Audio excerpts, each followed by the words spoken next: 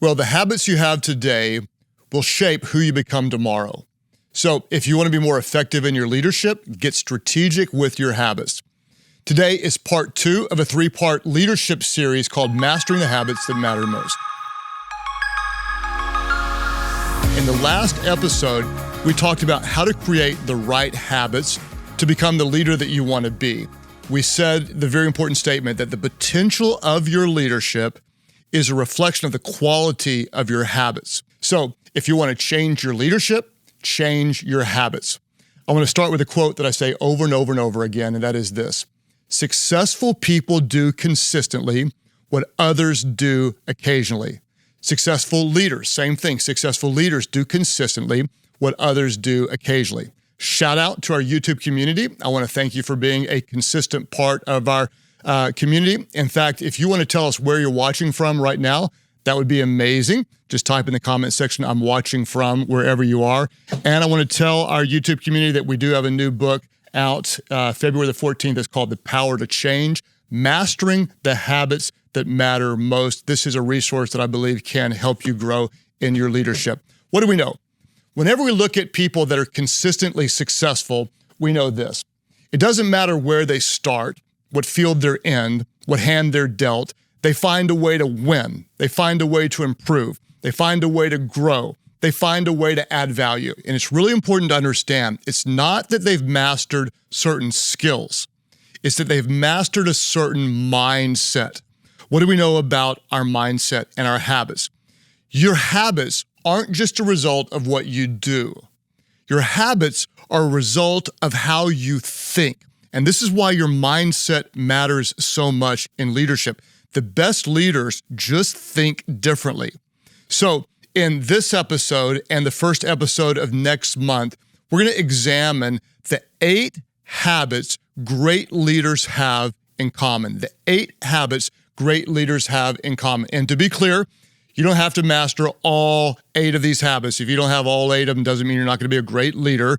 You won't be great at everything, but you do want to master most of these habits, because you won't find many leaders who have all 8 of these, but you won't find any successful leaders who don't have several of them. And so I'm going to give you the habits. We're going to cover 4 today, and we're going to cover in detail 4 in the next episode. I'm going to have a little fun with them, give a little texture to these habits. I call them these. Number 1, you want to adopt the habit of no snooze. Number 2, the habit of pre-deciding. Number 3, the habit of the hard right. Number 4, the habit of you first leadership. Number 5, the habit of touching the line. Number 6, the habit of one more rep. Number 7, the habit of fueling the fire. And number 8, you want the habit of showing back up. Today, we're going to cover the first 4, and then on the first Thursday of next month, we're going to cover the final 4. Let's talk about a habit that you want. I call it number 1, you want to adopt the habit of no snooze. Let me explain. I'll start by asking a question. How do you get out of bed each morning? Option A, do you wake up naturally? There's no alarm, you just wake up and you attack the day. Option B, do you wake up to your alarm? Your alarm sounds, and then you get up immediately. Or option C, do you wake up to your alarm, and then it hits snooze?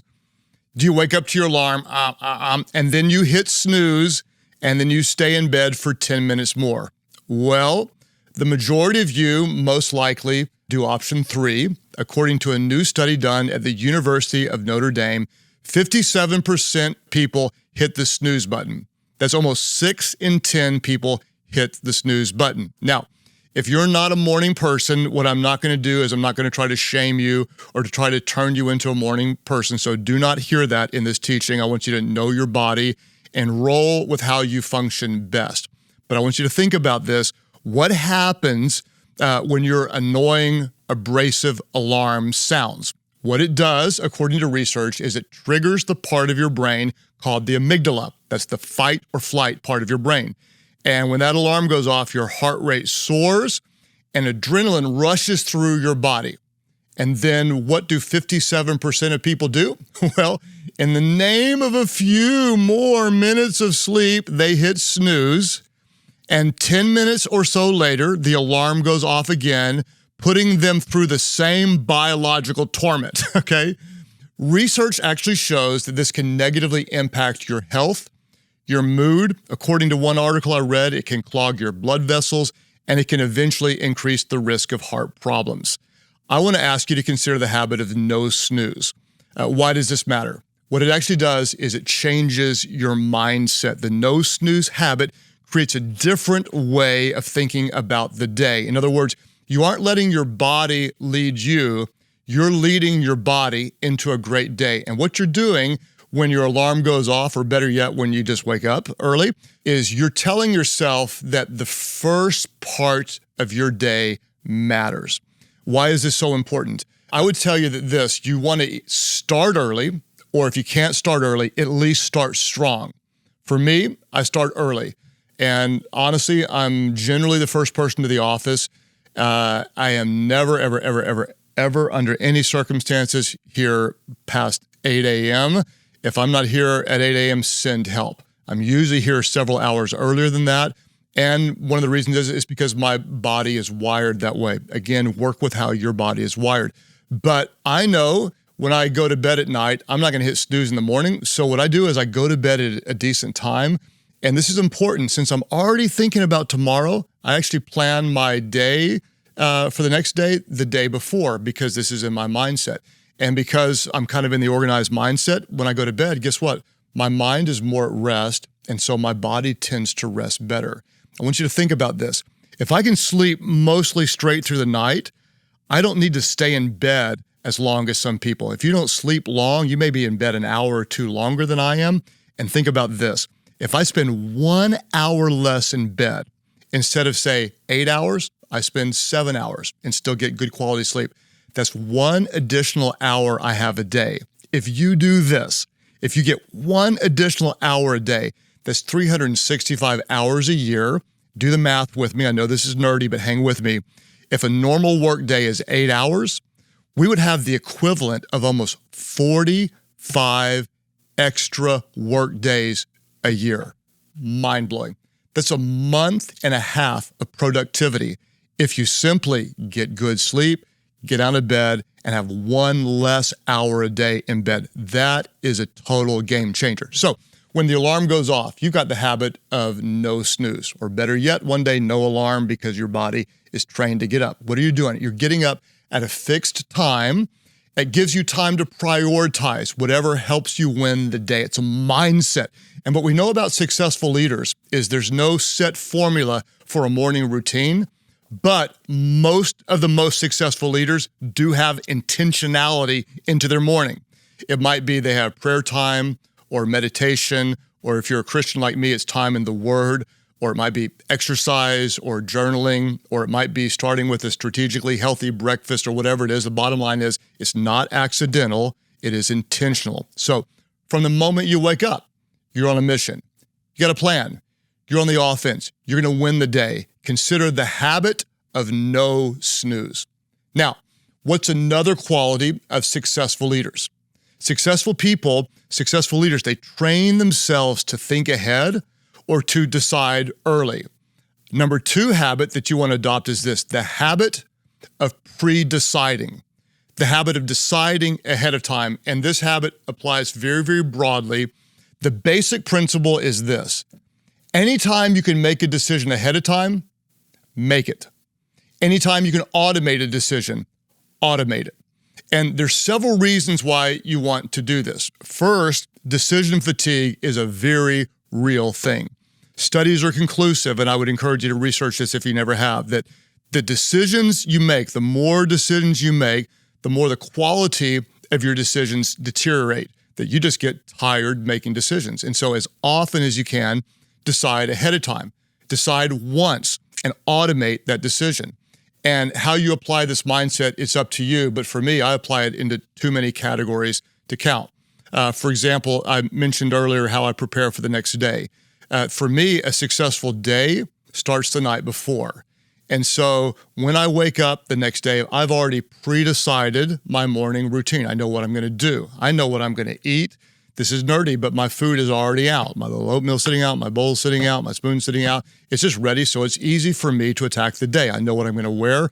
My clothes are already out, all the way down to my socks, my shoes, my belt, and other items I'm not going to mention on this podcast. What I'm taking to work is not already out, but it's already loaded in my car to save me time so I can attack the day when I hit the office. My priorities for that day were set the day before. I pre-decided the day before what I'm going to attack the day I get to the office. And sometimes people will ask me like, how do you get so much done?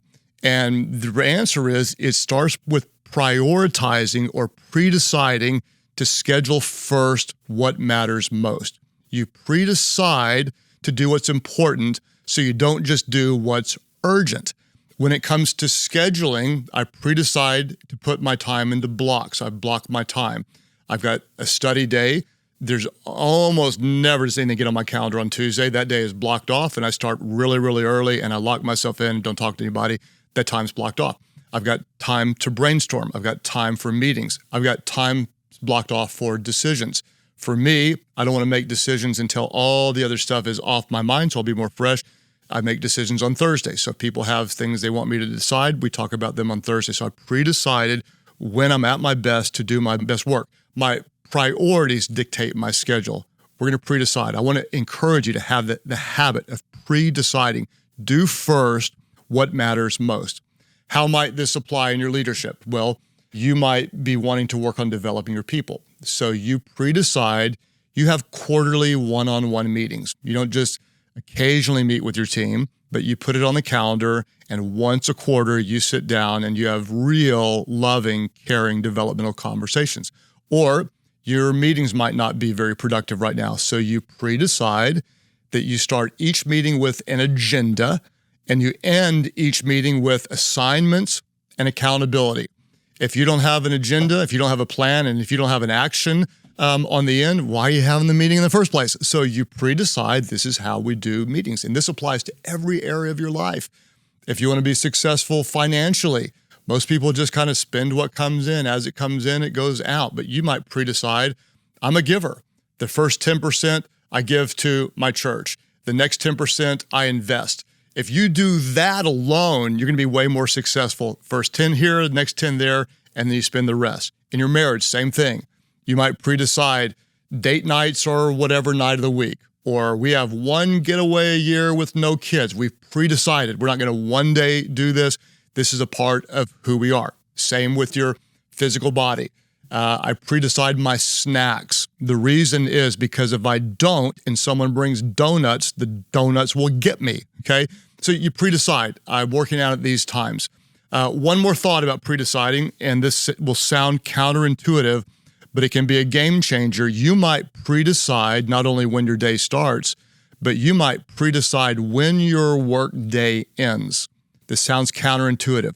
My day starts earlier than most people's, but my day also ends earlier than most people. I leave the office almost every day by 3:45. I have a hard stop to my day. You say, well, how do you get so much done? By pre-deciding an end time, it really does three things for me. Number one, it causes me to make decisions faster because I've got an end time to my day. Two is it helps me say no to things that I shouldn't be doing. I'm more selective. And number three, it helps me delegate what others can do. What did I do? I pre-decide a start to the day. I pre-decide an end to the day, and it makes me more productive. I would argue that I'm more productive by pre-deciding an end time than if I stayed an extra hour or two. My pre-decided end time makes me more productive. You may say, okay, how did you get to this level of efficiency? And the answer is by living for years in the pain of inefficiency. Meaning for years and years and years, I had no plan. I just went with whatever was screaming the loudest. And little by little, year by year, I've dialed in my pre-decisions. And by making lots of pre-decisions, I've predetermined to invest my time in the places that matter most. You can do that too. Just start where you are, start small, and watch as your impact grows. To grow in your leadership impact, if you can decide early, decide early. If you can automate a decision, automate it. Pre-decide to do first what matters most. What are you? You are intentionally creating the right habits. What do you have? You got the habit of no snooze. We attack the day. We have the habit of pre-deciding. The third habit you're going to see in a lot of successful leaders is what I call the habit of doing the hard right. The habit of doing the hard right. Here is a promise, and you know this. In your leadership, you're going to face problems and challenges and obstacles, and you're always going to have different options. And some of the options are going to be easier than the others. And in most cases, not all, but in most cases, you're going to have the easy option, which is usually wrong, and you're going to have the difficult option, which is usually right. Again, it's not all cases, but in most of them, we could call it the easy wrong and the hard right. I want to encourage you to create the habit of choosing the hard right. For example, you may have a toxic team member that's disrupting the culture and prohibiting forward movement from happening. The easy thing to do, what a lot of us do, is like we just kind of hope things get better, or we kind of like hint around to this person or whatever. The hard thing to do is to have a very serious developmental conversation where you say, this kind of behavior is inappropriate. It needs to become this by this certain time, and if not, then we're going to make a change. That's not easy to do, but you're going to choose the hard right. If your organization is struggling right now, it's easy to make little tweaks, to do what's easy, to change what's manageable. It's hard to make some really difficult decisions, maybe to remove some key leaders, or to shut down something that hasn't been working, or to tell the truth about where you are organization. What we're going to do in our minds is we're going to tell ourselves that we're a great leader. The great leaders choose the hard right. Many leaders tend to ask, what's easy? We don't do that. Many leaders ask, what's easy? The best leaders ask, what's right? And we get in the habit of choosing the hard right. Now, if you're a seasoned leader, you know that this principle for your organization is difficult to do, and that's why so many leaders struggle to do the hard right. The reason it's hard to do the hard right is because it often makes a difficult situation even more difficult in the short run, and that's why it's hard. But as a leader, you're called to solve the most difficult problems, and sometimes making the hard right decisions is painful. And that's why I always tell leaders, if you aren't hurting, you aren't leading. You have to make the very difficult choices that other people are unwilling to make. I tell our team often that the difference between where you are and where you could be might be the painful decision that you're avoiding. I want you to stop and think about that right now. The difference between the impact that you're having and the impact that you could have, the difference between where your team is and where it could be, may be the painful decision that you're avoiding. Hey, we want to be a great leader, and we know that great leaders, they choose the hard right. Doing the hard right may be more difficult in the short run, but you aren't playing for what makes tomorrow easier.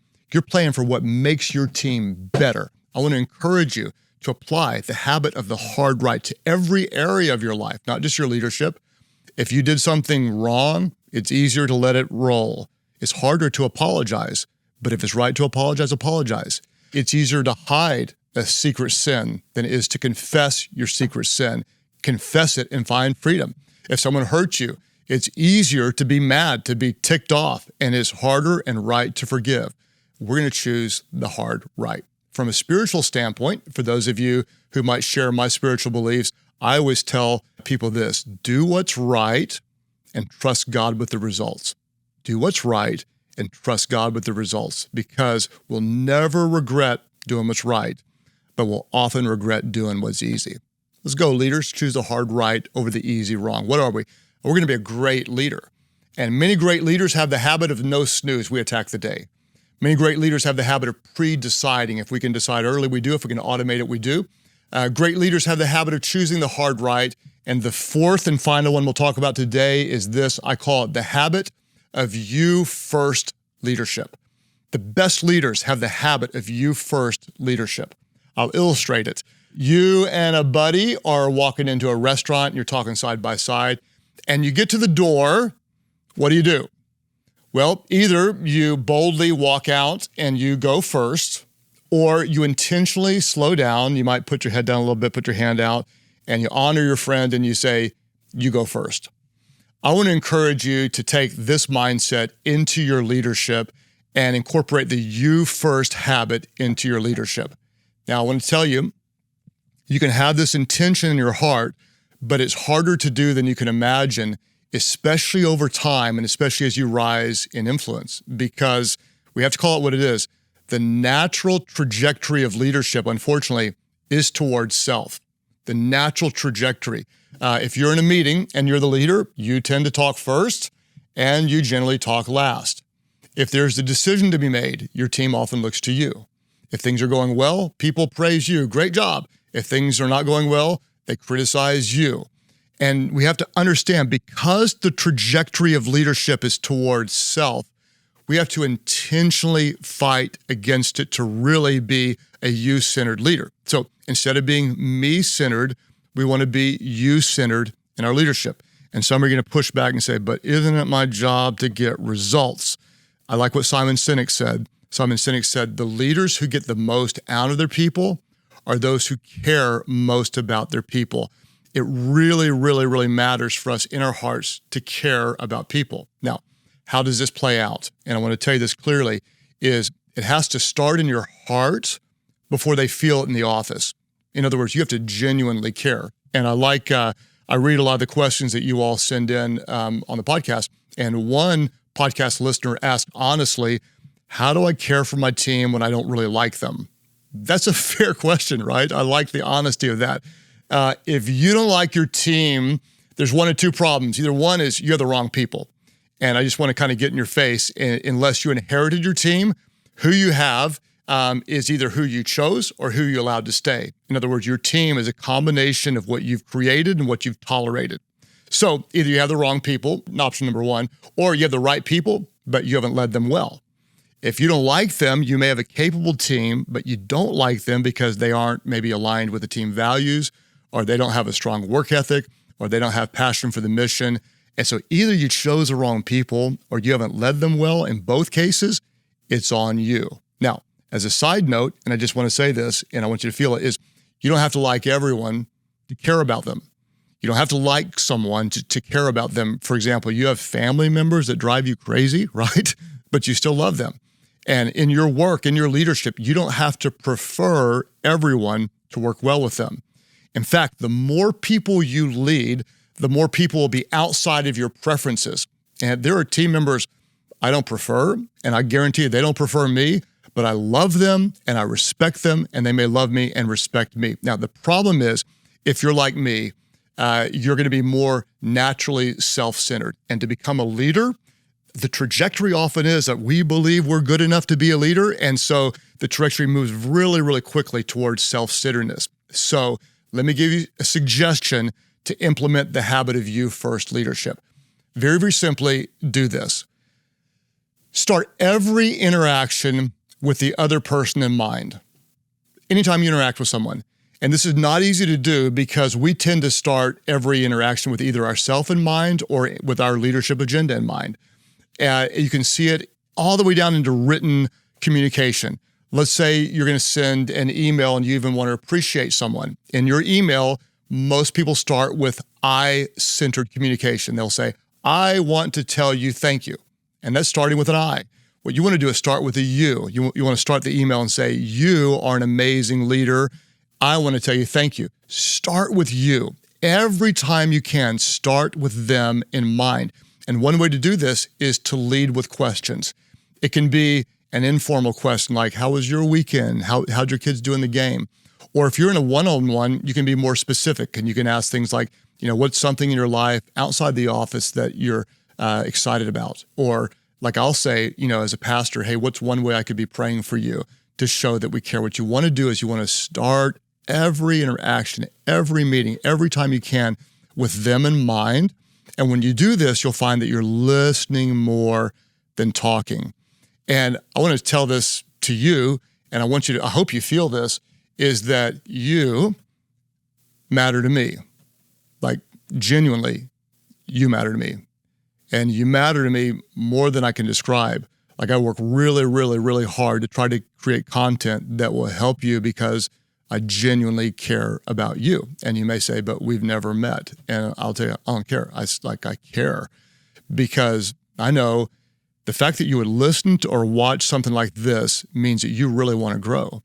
And I want you to know you're capable, you're gifted, you're called, and I really believe it's my calling to help you become the best leader that you can be.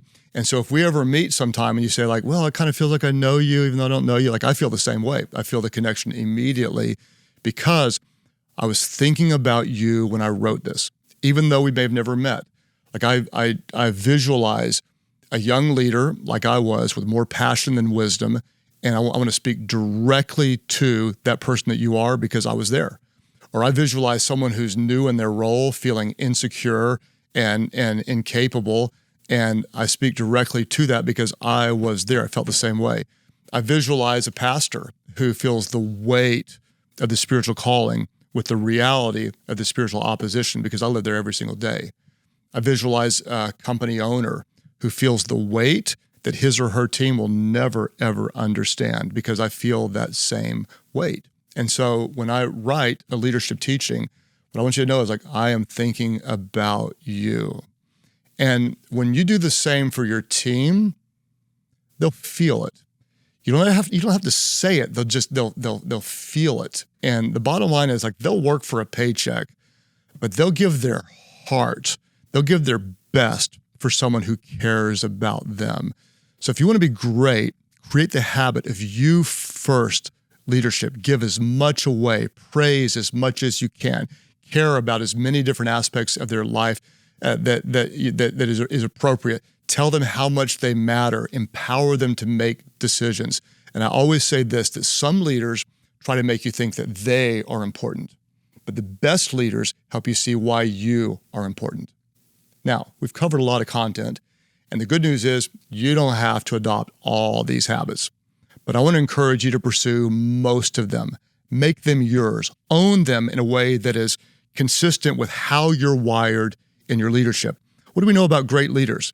Most great leaders don't let the day happen to them. They happen to their day. They get the no snooze habit. When you wake up with a plan. You wake up with passion. Whenever you wake up strong, and you bring your best and you win the day. The best leaders, they have the habit of pre-deciding. If you can make a decision early, you make it early. If you can automate it, you automate it. You pre-decide first to do what matters most. The best leaders, there's a lot of easy options out there, but we don't choose easy. We choose right. We choose the hard right. And the best leaders are not about themselves. The best leaders care deeply about the people entrusted to their care. And they lead with you first leadership. And we bring our hearts and pour them out for the people around us. And then together we can do something that really, really matters. Now, in the next episode, we're going to cover 4 more habits. The habit of touching the line, the habit of 1 more rep, the habit of fueling the fire, and the habit of showing back up. Remember, what shapes your habits? The primary force that shapes your habits is what you think of you. And what shapes what you think of you? Your habits. So if you want to change your leadership, we're going to change our habits. If you want to change what you do, change what you think of you. And that's why I want to tell you, you have what it takes. You have everything you need to do everything you're created to do. You're not a victim, you're an overcomer. So let's grow. Let's invite others to be a part of our community. Don't forget the power to change, mastering the habits that matter most, a resource that will help you grow in your leadership. And we're going to grow and we're going to get better because we know that everyone wins when the leader gets better.